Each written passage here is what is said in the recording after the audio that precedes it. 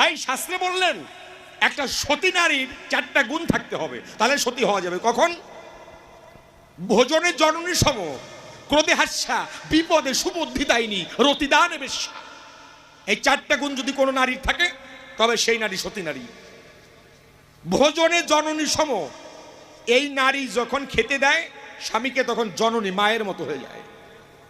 ক্রোধে হাস্যা মানে স্বামী রাগ করলে নারী হাসে দিতে হয়, তাহলে আর ঝগড়াটা লাগে না। আর নাহলে দেখবেন স্বামী কাজ করে বাড়ি আসে, আমার একটু জল দাও, আর ওই পাশে তো যদি ডাইলি খাও, কয় আমি এত কষ্ট করে বাড়ি আইছি, ওই পাশে তো কয় আমি কি বসে রইছি, মারামারি লাগিয়ে যায়।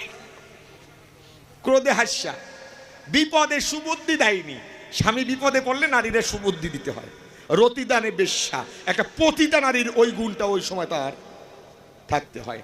আর আপনাদের কাছে দেই ধারণা বাজান, বাস্তব কথা কি, ওই লালন ফকির একটা গান লিখলেন, পাখি কখন যেন উড়ে যায়, একটা বদ হাওয়া লেগে খাঁচায় পাখি কখন যেন উড়ে যায়। ওই বদ হাওয়াটারে ঠেকানোর জন্য ওই সোনাদানা অনেক কিছুই ব্যবহার করতে হয় যাতে বদ হাওয়াটা না লাগে। তাই বলি কথা প্রকাশ করে এমন এমন সময় আছে নিজের স্ত্রীও মায়ের রূপ ধারণ করে।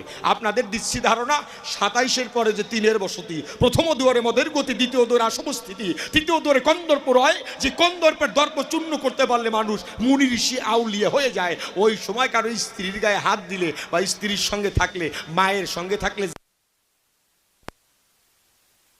যার জন্য আগেকার আমার বাপ দাদারা 3 দিন বিছনা করে দিত, ওই নারীরা মাটিতে থাকতো। কি বাজান, ওই সময় কেউ ধৈর্য না বাবা, তাহলে তো একই কোরআন পড়াশোনা করে, কেউ মৌলবী হয়, কেউ মৌলানা হয়, কেউ আবার ওই কোরআন পড়ে আউলিয়া হয়ে যায়। মানে যার যেটুক জ্ঞান বাবা সে সেইটুকুই গ্রহণ করে। তো আজকে সে খারাপ বলে নাই, তার যেটুক জ্ঞান আছে সেখান থেকে বলছে যে এখানে বাবা তাকে অসম্মান করার কিছুই নাই। তবে কি কোনটার মধ্যে যে কোনটা লাগাইছে আমি এটা বুঝতে পারি নাই, কারণ আমি বাবা পরিশেষে দেখে আমি তো বুঝি না। উনি বাবা মার কথা কয়, আবার লালন ফকিরের কথা কয়, চাঁদের গায়ে চাঁদ লেগেছে। লালন ফকির ভেবে বলে ছেলে মরে মাকে চলে, এ এক কথা বুঝলাম। আবার বলতিছে যে এই আল্লাহ বলছে লাভ নাই, বাবা মার চরণ পূজা করলেই হয়। আবার রাধা বল্লভের একটা গান গাইছে, সে যা গাইছে তা গাইছে। কত দয়াল কেমন করে মক্কা শরীফ যাই। বাবা গানটা তো গাইছো, এটা কি বুঝে গাইছো না বুঝে গাইছো, এইটা হলো বোঝার বিষয়। তো উনি তো গাইছে যে আমি মক্কা শরীফ যাই, কত দয়াল কেমন করে মক্কা শরীফ যাই। তা আমি তো ভাবতেছি আমি মক্কায় যাই না কাশি যাই। তো বাজান রাগ হইয়েন না, আমি দুটো কথা কই একটা গান গাবো, এক গান গাই আবার আজকে নিয়ে থই বাড়ি যাবো। আমাদেরও অঞ্চলে হিন্দু মানুষ, তো হিন্দু মানুষ এখন চিন্তা করে এক কাজ করি, বাবা মরে গেছে তা কাশিতে যাই, কাশিতে গিয়ে বাবার নামে পিণ্ড টিণ্ড দিয়ে আমি আসি। তো কাশিতে রওনা করছে, তো রওনা করার পরে হাঁটা পথ, তো 2-3 দিন হাঁটার পরে গঙ্গা ঘাটে গিয়ে ডুব দিবে এমন সময় এক মেয়ে কয়, ও কাকা ভালো আছো? কয় মারে তোরে তো চিনলাম না। কয় ও কাকা তুমি চেনো নাই, ওই তোমার গ্রামের ওই যে বিপিন বাবুর মেয়ে, তোমার ভাইয়ের মেয়ে আমার কাকা। তো কাকা কই যাও? কয় বাবা রে আমি তো কাশিতে যাবো, তো আজকে একটু স্নান করতে এসেছি। কাকা কালকে যাই এনে, তো আজকে আমার বাড়ি চলো, তো আমার বাড়ি গিয়ে ভাত ঠাত খাইয়ে কালকে রওনা দিয়ে এনে। তো চিন্তা করে যে একদম বান্ধব তো পাইছি, তো বান্ধবতে পাইয়ে বাড়ি গেছে, ওই মেয়ে ওরে ভক্তি করে খাওয়াইছে। এখন খাওয়ানোর পরে কইতেছে কাকা তুমি সত্যি করে কত তুমি কাশি যাবা কেন? কয় কাশি যাবো কেন? শোন বাবা, একে তো বাবার পিণ্ড দেব, তারপরে আমি কাশি যাব। এখন কয় তা তুমি স্নান করে এসো, আমি কটা ভাত ঠাত রান্না করি। আচ্ছা ঠিক আছে। তো বলি আপনাদের সাক্ষাৎ, তখন এই যে তাড়াতাড়ি করে রান্না করছে ফেনা ভাত। তো ফেনা ভাত রান্না করে, আমাদের দিকে ফেনা ভাত বলে, মানে ফ্যান ফেলায় না।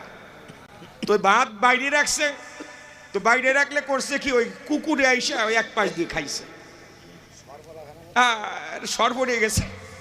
এখন ওই নারী চিন্তা করে কাজ হয়ে গেছে, এই খাবার মানুষের দেয়া যায়। বসে শোনেন বিজ্ঞ দল আগের দিনের বাসি ভাত ছিল, ওই বাসি ভাত দিয়ে ফেনা ভাত পুটিং করছে যাতে বোঝা না যায়। তো এখন ওই লোকটা খাচ্ছে, বুঝলেন, খাইতে খাইতে যখন ঠান্ডা জায়গায় হাত পড়ছে, মারে এই ভাত কটা গরম আর এই কটা ঠান্ডা কেন? কাকা সত্যি কথা বলতে ওই জায়গায় কুত্তায় মুখ দিছিল,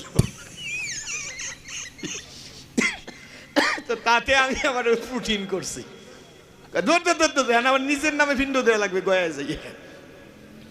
তো ওই যে প্রায় গয়ের কাছে গেছে, এই সময় দেখে যে আর একজন মহিলা, ও কাকা কাকা, তো এখন থেকে চেনা চেনা লাগে, কে তুই আমার বাড়ির পাশে যে ওই দাদার মেয়ে না? কয় হ কাকা, আমার বাড়ি আসো, আমার বাড়ি আসো। তো ওই বাড়িতে গিয়ে খাওয়াইছে, খাওয়াইয়ে বলতেছে কাকা তুমি কই জায়গায় কই যাও? আমি এখন কাশি যাই। তো কাকা কাশিতে তো যাবা, আমার বাড়ি ভাত খাও। তো ভাত খাইছে, তো ভাত খাওয়ার পরে কয় কাকা তুমি আমার একটা বুদ্ধি দাও তো আমি কি করি? কেন তোর আবার কি হয়েছে? কাকা আমি তো সত্যি কথা বলতে এক মুসলমান ছেলের সঙ্গে বাইরে চলে আইছি, এখন আমার হয়েছে একটা ছেলে, তো এখন ওর বাবা কয় মুসলমানই দেবে, আর আমি চিন্তা করে ওরা পইতে দেবো। কেন আপনি আমার একটা বুদ্ধি দেন, এই ছেলের মুসলমানই দেবো না পইতে দেবো? এখন ওই কাকা তুই আমার ক, আমি মক্কায় যাবো না মদিনায় যাবো, কাশি যাবো, তাই ক। একে তো কুকুরের ভাত খাইছি, তারপর তুই যা খাওয়াইলি, আমি যাই কোন দিকে? আমি তাই ভাবতেছি আমি এটা নিয়ে কই যাবো। কত দয়াল কেমন করে মক্কা শরীফ যাই? বাবা এর পাল্টা যে গান, এই গানটা আমি তোমার আজকে শোনাবো না। রাধা বল্লভের পরে একটা গান লিখেছেন, জানবি যদি মক্কার খবর মিমের পর্দা কাট। কারণ এই আলোচনাটা বাবা অনেক দূরের আলোচনা, কারণ এই মিম 9 প্রকার আছে, এই আলোচনা করতে গেলে আজকে রাত থাকবি না আমার। আছে মনি কোঠায় দিন মোহাম্মদ যেখানে শিখোলার হাট, জানবি যদি মক্কার খবর মিমের পর্দা কাট। দমের ঘরে কপাট মেরে দেহ ফান্না ফিল্লা কর, এসকে নদীর পানি দিয়ে দিল কাবাতে নামাজ পড়। যেদিন হবে সিনা শাক, হবে তোর নাপাক বস্তু পাক, দেখবি 3 গম্বুজের মধ্যে কাবা, যেখানে ত্রিবেণীর ঘাট। বাবা রে না, এই গান আমি গাবো না। জীবের জিহ্বাতে জিবরাইল বসা, নাকে বসা ইসরাফিল। বাবা এ কয় না, এর উপর একটা গান গেয়ে দিই, যেতে একটা গাড়ি গাবো, তাহলে এইটা শোনো বসে বসে। কেননা বাবা এগুলো একটা পালার একটা সময় ছিল বাবা, তখন যদি হতো একটা কথা থাকতো। আমি যাব কোন দিকে? না জল পড়ে, একটু সময় অপেক্ষা করে মিলন দিয়ে দিবা না। যাক বাবা, উনি যে কয়েকটা কথা বললেন, এই কথাটা আগে সেরে দিই। উনি ডেকে বললেন সবার পরে, লালন ফকির ভেবে বলে ছেলে মরে মাকে ছুলে। এখান থেকে আগে এসে একটা গান গাইনি বাবা। তো দেখেন একটু চিন্তা করে, এর উপর কাঠ দিয়ে রাখেন যাতে জলটার ভিতরে না যায়। লালন ফকিরের গান কি? চাঁদের গায়ে চাঁদ লেগেছে, এটা বোঝার বিষয়। এটা কোন চাঁদের কথা বলছে? আকাশের চাঁদ। আকাশে চাঁদ কয়টা? একটা। আকাশে চাঁদ একটা, তাহলে একটা চাঁদ যদি হয়, আর একটা চাঁদ, চাঁদের গায়ে চাঁদ লাগতে হলে আর একটা চাঁদ লাগবে না? আকাশে তো একটা চাঁদ, আকাশের চাঁদের কথা বলে নাই। আকাশে একটা চাঁদ, আরে মানব দেহের ভিতরে চাঁদ হচ্ছে 24.5টা। এ হাতে পায়ের নখের মাথায় 20টা, আর এর উপরে আছে আরো 4টে, আদি, উন্মাদ, ধারা, গরল। যাকে সনাতন ধর্মে বলা হয় সমাচন্দ্র, অসমাচন্দ্র, তপাচন্দ্র, অতপাচন্দ্র, অর্ধচন্দ্র রয় ভালে। দেখবেন শিব ঠাকুরের দেখা যায় অর্ধচন্দ্র ললাটে আছে, এটা শিব ঠাকুরের না, প্রত্যেকটা মানুষের আছে। কি দেবতার পরিচয়? এই অর্ধচন্দ্র এক এক চাঁদের সঙ্গে সময়তে লীন হয়, তখন বোঝা যায়। কখন বোঝা যায়? দেখবেন আপনি একা একা বসে আছেন, এমন সময় মনে হচ্ছে যে আমি কোথায় ছিলাম, কোথায় এলাম, কি করছি। আবার কোনো কোনো সময় দেখবেন এই চাঁদ যখন আর একটা চাঁদের সাথে লীন হয়, এমনি এমনি রাগ হয়ে যায়, ভালো কথা তখন ভালো লাগে না। আর এই জগতে সাধকই যারা চাঁদের কর্ম জেনে তারা রাগ করবেন না। যাক বাবা, এই জগতে যে চন্দ্রের করণ জানতে পারে, দেখেন একটু নারী নড়ে, যার 24 চন্দ্র ঠিক রয়, কি দেবতার পরিচয়? সেই ইচ্ছা করে চাঁদের গায়ে চাঁদ লাগায়। 6 মাসের এক কন্যা ছিল, এই 6 মাসের কন্যাটা হচ্ছে ষড়রিপু। 9 মাসে গর্ভ হয়। এই 9 মাসের গর্ভটা হচ্ছে নববিধা ভক্তি। প্রত্যেকটা মানুষের ভিতরে যদি নববিধা ভক্তি না আসে তাহলে 11 মাস হয় না। এই 11 মাসটা হচ্ছে 5টা জ্ঞানেন্দ্রিয়, 5টা কর্মেন্দ্রিয়, মোট হচ্ছে 10 ইন্দ্রিয়, আর মনকে দিয়ে ধরা হয় একাদশ ইন্দ্রিয়। এই 11 মাস পরিপক্ক হলে তার 3টে সন্তান হয়, জ্ঞান, বিবেক, বৈরাগ্য। এই 3টা সন্তানের কে ফকির হবে বলেন? একটা তো একটা কম না। জ্ঞান, বিবেক নাকি বৈরাগ্য? ঘর আছে তার দরজা নাই, ওই কবরের কথা আমি বলবো না, ওই জায়গায় দরজা আছে। কারণ যখন একটা মানুষকে, এই যে বাবা আলোচনা হলো আলাদা জায়গায়, যখন একটা মানুষ মারা যায়, তো মারা গেলে ওই জান কবজ করে নিয়ে আসলে আল্লাহর ইজিল মুখে মারছি, জিল মুখে গিয়ে জমা দেয়। তো দেখেন 2টা রুহু কিন্তু জমা হয়ে গেছে। তো যে রুহু জমা হয়ে গেছে ও তো আর ফিরিয়ে আনা যাবে না, আল্লাহর কাছ থেকে যাবে। এরপরে 40 কদম দূরে গেলেই মানুষের বিচার কাজ শুরু হয়। 2টা সুরঙ্গ আসে, একটা বেহেশত থেকে আসে, একটা দোজক থেকে আসে। প্রশ্ন করা হয়, মা রাব্বুকা, তোমার রব কে? তাই না বাজান? তো একটা যায় বেহেশতে যায়, একটা ওইখানে গেল একটা। ওই জায়গায় তো কথাবার্তা হয়, তো যে গড়ও আছে ওই জায়গায় দরজাও আছে। তা বোঝার বিষয়, লালন ফকির একটা গানে লিখলেন, উপর নিচে সারি সারি দরজা কয়টা বাজান? না 9 দরজা করছেন কেন? উপর নিচে সারি সারি 9.5 দরজা গাড়ি। লালন কয় যেতে পারি কোন দরজা খুলে ঘটে? আপনাদের কাছে এই ধারণা আজরাইলে সবার জান কবজ করে না, এত শক্তি আজরাইলের নাই। এই জগৎ সংসারে যে আগম নিগম জানতে পারে, সে নিজের রুহটা আজরাইলের হাতে সমর্পণ করে দেয়, যাও নিয়ে যাও। উপর নিচে সারি সারি 9.5 দরজা গাড়ি। 2, 4, 6, 7, 8, 9। আর একটা অর্ধেক দরজা আছে, 9.5 দরজা যাকে বলা হয়। অর্ধেক দরজা কোনটা? নাভি পদ্মকে বলা হয় অর্ধেক দরজা। যখন মায়ের গর্ভে ছিলেন, এই নাভি দিয়ে খাবার যেত, নাভি দিয়ে নিঃশ্বাস যেত, পৃথিবীতে আসতে এটা বন্ধ হয়ে গেল, তাই এটাকে অর্ধেক দরজা বলা হয়। তাই লালন ফকির ভেবে বললেন, উপর নিচে সারি সারি 9.5 দরজা তারি, লালন কয় যেতে পারি কোন দরজা খুলে ঘরে। এই যে হচ্ছে ঘর, ওর ঘর আছে, ওর ভিতরে, ঘরের ভিতরে একটা গান শুনছেন, ঘরের মধ্যে ঘর বাঁধিয়া খেলছে সাই আজব খেলা, ঘরের মধ্যে মিলাইছে চাঁদের মেলা। এই ঘরের কথা বলা হয়েছে। কি দেব তার পরিচয়? এবার বললেন, লালন ফকির ভেবে বলে, ছেলে মরে মাকে চুলে। অবশ্যই বাবা, ছেলে মাকে চুলেই মারা যায়। আপনাদের কাছে এই ধারণা। আর মাকে যে পর্যন্ত সন্তানের নাশ হয় ওই পর্যন্ত আর মরে না।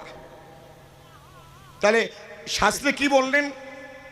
যত্র নারী তত্র গৌরী। প্রত্যেকটা নারীর ভিতরে মাতৃশক্তি আছে। সব নারী মা না?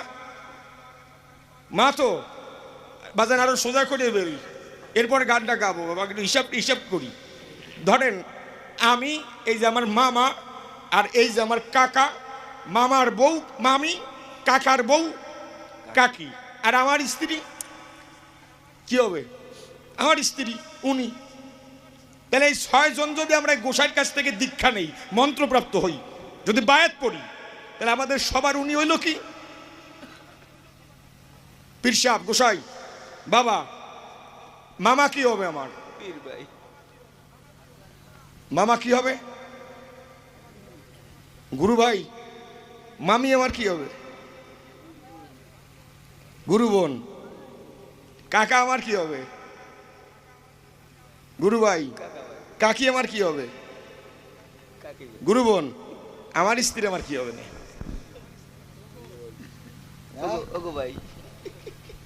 গুরু বোন। যদি গুরু বনি হয় তা তার সঙ্গে কামনা থাকে নাকি রে বাবা? গুরু বোন হলে আর কামনা থাকে? গুরু বোন হলে থাকে না রে বাবা, ওইখানে কাম থাকে না, ওইখানে প্রেম থাকে। ওই রসের রসিক দেখলেই জানিছি না যার কাম নদীতে চর পড়েছে, প্রেম নদীতে বাঁধ মানে না। ওই বাজারে কোলাকুলি আছে, মিলামিলি আছে, ডলাডলি আছে, কিন্তু টলাটলি নাই। লালন ফকির একটা গান লিখলেন না, দ্বিদলের মৃণালে সোনার মানুষ উজ্জ্বলে, মানুষ গুরুর কৃপা হলে জানতে পারবি। মানুষে মানুষ গাথা, গাছে যেমন আলোকলতা, দেখে শুনে মুড়াও মাথা, যাতে তোর দি মা বাবা রাগ করেন না, আমরা মাথাটাই মুড়াই। আর একটা গল্প কই শোনেন, এরপর গানটা গাই। আমি 31 দিন গান গাইয়ে বাড়ি গেছি, 31 দিন। তো বাড়ি গিয়ে আমি আমার মারে বললাম, মা এত গান গাইছি, রাত জাগরণ করছি, এখন খেয়ে আমি ঘুমাবো, আমার খবরদার কেউ যেন ডাকে না। একবার বাস্তব কথা, আমি খেয়ে ঘুমাই পড়ছি দরজা খিল দিয়ে।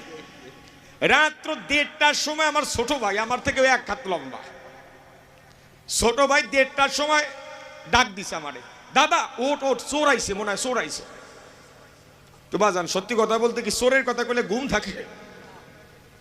লাভ দিয়ে খাটেতে উঠে গেছিস ভাই, চোখে আর ঘুম নাই। এখন যখন দরজার আর কাঠ খুলতে যাই, এমন সময় ভাবি না রে, এই চোর যদি আমি ধরি, কালকে চেয়ারম্যান ডাকো, মেম্বার ডাকো, থানায় খবর দাও, এই আজরে ঝামেলা করে কি ডারে? গান গাইয়ে খাই, ঝামেলার দরকার নাই, আপনার জোরে জোরে চোর বলে চিৎকার দিই, চোর চলে যাক। তবে ঘরের ভিতর থেকেই এই চোর চোর চোর চোর, কোন জায়গায় চোর, দরজা কিন্তু খুলি নেই। চোর চোর বলে 5 মিনিট চিৎকার দিয়ে এরপরে দরজার আট কাঠ ধরে খুলে আমি বাইরে গেছি। ছোট ভাইটি ডেকে বলতে, সেই চোর কোন জায়গায়, কোন জায়গায়? ছোট ভাই আমার দিক তাকাই বলে, আমার কাছে যে জোরে চিৎকার করছে, চোর কে আছে? চোর চলে গেছে। তা আমার ছোট ভাইয়ের হাতে বিদেশি একটা লাইট ধরা, আমার হাতে ঘরের আর কাঠ। আমার ভাই বলতেছে, দাদা 31 দিন গান গাইছিস, টাকা তো কম পাস নাই। বলছে, মালিক ভালোই দিছে, কালকে আবার 10,000 টাকা দিবি, আমি মার্কেট করতে যাবো। আমি বলছি, নিস কেন? বলা মাত্রই ছোট ভাই হাত ধরে টান দিয়ে আমার দূরে ফেলে দিল, ঝটকা দিয়ে। হাই তোরে বললাম না টাকা দেবো, ফেলে দিলি কেন? বলে, দাদা তাকিয়ে দেখ, তোর পায়ের কাছে একটা বড় কাল কেউটের সাপ ফনা ধরা ছিল, যদি তোকে দংশন করতো, তোকে কামড় দিলে তুই মারা যেতি না। তো ভাই লাইটটা এমন কায়দা মারছে, সাপের চোখের উপরে, সাপ কিন্তু ফনা দিয়ে রয়েছে, দেখতে পাচ্ছে না বোধ হয়। আমারে বললো, দাদা দেরি করিস না, এতগুলো ছোট ছোট বাচ্চা ছেলে বাড়ির মধ্যে কোন জায়গায় থাকবে, কারে মারবে, তো তোর হাতে যে আর কাটা চড়ে দি বাড়িতে। তো বাজান তখন আমার মনে একটা সারা দিবস, যে হাত আমি আমার প্রিয়ের চরণে রাখছি, গুরুর চরণে রাখছি, যে হাত দিয়ে আমি গুরুর চরণ ধৌত করে দিছি, এই হাত দিয়ে আমি এই কাজটা আমি করতে পারবো না। তোমার ভাই বললো, দেখ আমি জানি তুই চোর খেদাইছিস, চোর চোর বলে, আর এই সাপ যদি চলে যায়, কোনোদিন যদি আমার কোনো বাচ্চার গায়ে একটা ক্ষতি হয়ে যায়, তোর কিন্তু একবার ছেড়ে দেবো না, বাড়ি দে। ওই সব মাথায় আমার কাজ করে না, কি করবো, দেরি করে নেই, ওই লাঠি দিয়ে বাড়ি মারিয়ে দিছি। তাতে দেখলাম যে সাপের মাথাটা ফনার উপরে লাগিয়ে পিষে গেছে, একবারে পিষে গেল, একবারিতে মরে গেছে। কিন্তু মিনিট 10 আমরা ওখানে দাঁড়াই আছি, দাঁড়ালে কি হবে বাবা, দেখি সাপ মরে গেছে, সাপ পাইছে নাই, কিন্তু সাপের লেজটা, ও লেজ নড়তেছে, ও লেজ আর মরে না। চিন্তা করলাম, আমরা তো তাই গুরুর কাছে মাথাটা ঠিকই বিক্রি করি, ও স্বভাব আমরা ছাড়তে পারি না বাবা, ওই স্বভাবটা আমরা ছাড়ি না। তাই শাস্ত্রে বললেন, একটা সতী নারীর 4টা গুণ থাকতে হবে, তাহলে সতী হওয়া যাবে। কখন? ভোজনের জননী সম, ক্রোধে হাস্যা, বিপদে সুবুদ্ধিদায়িনী, রতিদানে বেশ্যা। এই 4টা গুণ যদি কোনো নারীর থাকে, তবে সেই নারী সতী নারী। ভোজনে জননী সম, এই নারী যখন খেতে দেয় স্বামীকে, তখন জননী মায়ের মতো হয়ে যায়। ক্রোধে হাস্যা মানে স্বামী রাগ করলে নারী হাসিয়ে দিতে হয়, তাহলে আর ঝগড়াটা লাগে না। আর নাহলে দেখবেন স্বামী কাজ করে বাড়ি আসে, আমার একটু জল দাও, আর ওই পাশে তো যদি ডাইলি খাও, কয় আমি এত কষ্ট করে বাড়ি আইছি, ওই পাশে তো কয় আমি কি বসে রইছি, মারামারি লাগিয়ে যায়। ক্রোধে হাস্যা, বিপদে সুবুদ্ধি দেয়নি, স্বামী বিপদে পড়লে নারীরা সুবুদ্ধি দিতে হয়। রতিদানে বেশ্যা, একটা পতিতা নারীর ওই গুণটা ওই সময় তার থাকতে হয়। আর আপনাদের কাছে এই ধারণা বাজান, বাস্তব কথা কি, ওই লালন ফকির একটা গান লিখলেন, পাখি কখন যেন উড়ে যায়, একটা বদ হাওয়া লেগে খাঁচায়, পাখি কখন যেন উড়ে যায়। ওই বদ হাওয়াটারে ঠেকানোর জন্য ওই সোনা দানা অনেক কিছুই ব্যবহার করতে হয়, যাতে বদ হাওয়াটা না লাগে। তাই বলি কথা প্রকাশ করে এমন এমন সময় আছে নিজের স্ত্রীও মায়ের রূপ ধারণ করে। আপনাদের দিচ্ছি ধারণা 27-এর পরে যে 3-এর বসতি, প্রথম দুয়ারে মদের গতি, দ্বিতীয় দুয়ারে আসবস্থিতি, তৃতীয় দুয়ারে কন্দর্প রয়, যে কন্দর্পের দর্প চূর্ণ করতে পারলে মানুষ মুনি ঋষি আউলিয়া হয়ে যায়। ওই সময় কারো স্ত্রীর গায়ে হাত দিলে বা স্ত্রীর সঙ্গে থাকলে, মায়ের সঙ্গে থাকলে, যার জন্য আগেকার আমার বাপ দাদারা 3 দিন বিছনা করে দিত, ওই নারীরা মাটিতে থাকতো। কি বাজান, ওই সময় কেউ ধরে না বাবা, তাহলে তো মায়ের সাথে যে পাপ হয় ওইটা।